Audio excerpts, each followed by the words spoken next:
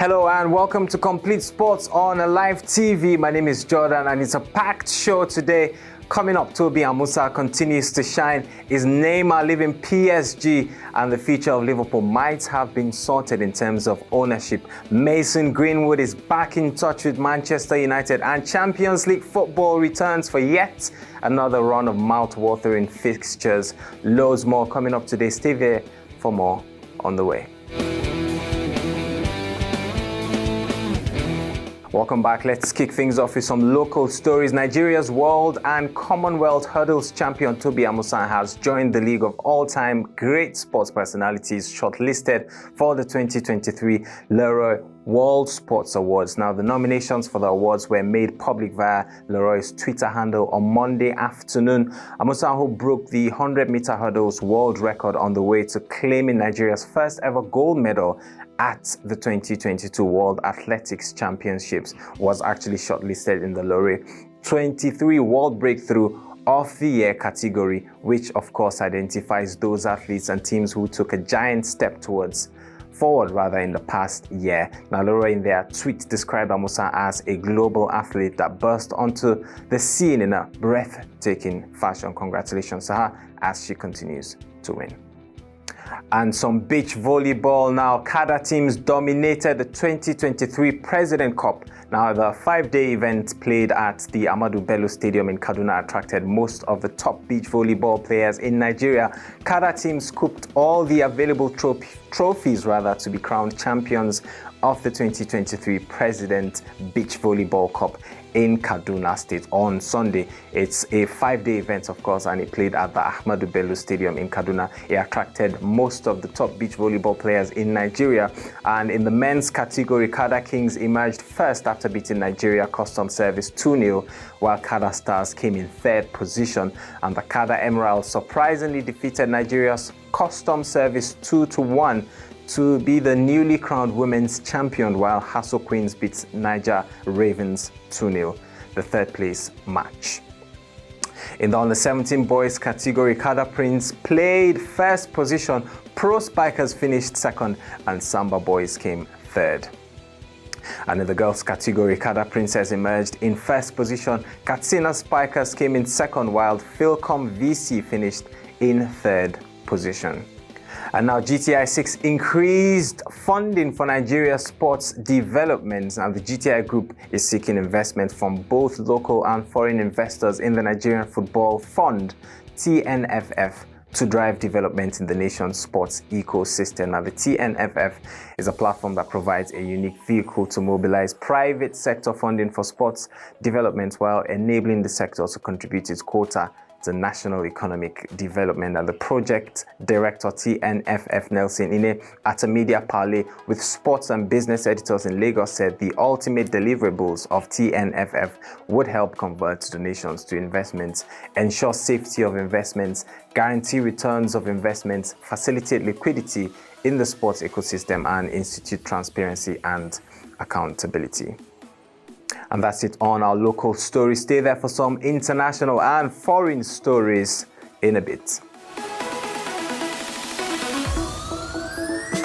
And welcome back to Complete Sports. I'm Jordan, and we are checking out some of the most interesting stories going on in the world of sports. And right now it's time for us to trade places with the international scenes.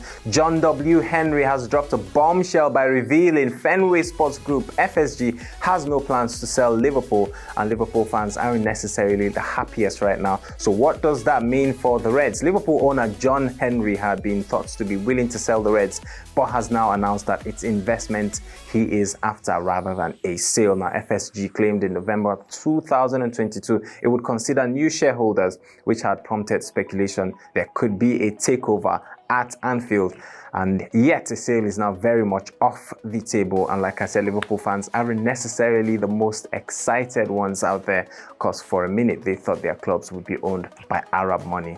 A dream has disappeared into the thin air. In the meantime, their focus, of course, is to bounce back into the winning ways as they host Real Madrid tonight at the Champions League.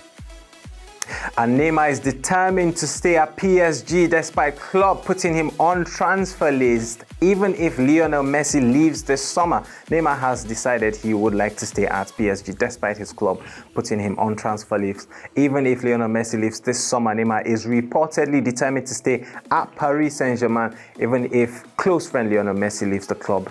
Ligue 1 club rather, as a free agent this summer. The Brazil international forward is tied to terms in the French capital through to 2027, and he intends on honoring that agreement. It is actually said, I beg your pardon, and seen that the most expensive player of all time, who made a £222 million switch in 2017, will have spent 10 years in Paris, and it's reported also that Neymar will remain at Parc des Princes for the foreseeable future, despite enduring more injury struggles in the current campaign, with his latest outing seeing him suffer a twisted ankle that is threatening to rule him out of a crucial second leg clash with Bayern Munich in the last 16 of the Champions League. And what's more, Neymar is eager to help deliver long-awaited European glory, which has eluded PSG, and wants to win over his critics.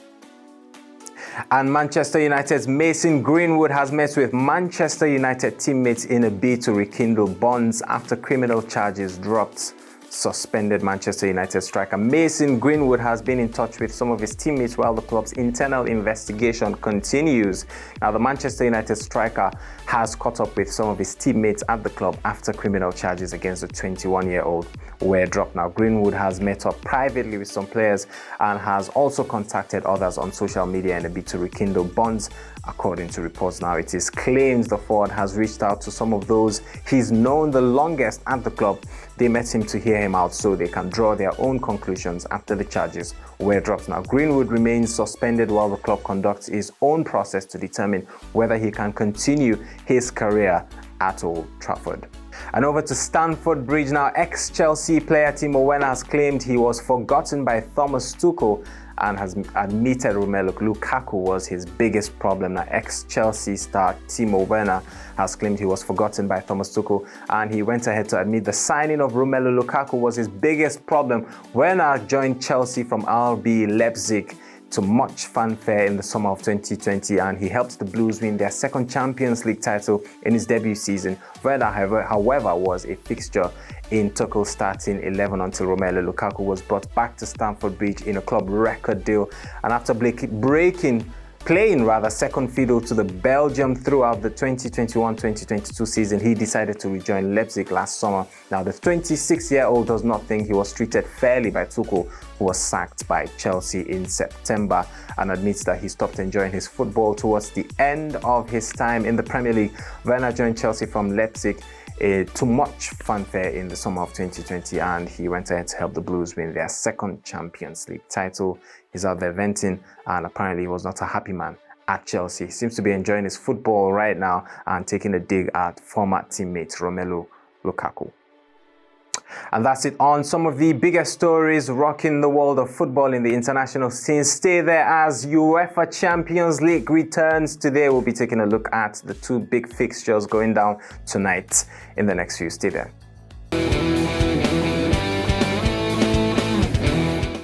Welcome back, and now the big European nights return for another exciting round of fixtures. It's the Champions League, and today it features what would be two mouth-watering fixtures. First, it's two of last year's finalists, Liverpool and Real Madrid. A clash at Anfield would see two teams struggling to replicate their scintillating forms from previous seasons, and perhaps hoping to bounce back on what would be a match eagerly anticipated by many. 9 o'clock is kick-off time for that one. Be sure to catch up if you can. And the other fixture sees Eintracht Frankfurt welcome Napoli for the first leg, and we'll be sure to bring you results on the show tomorrow.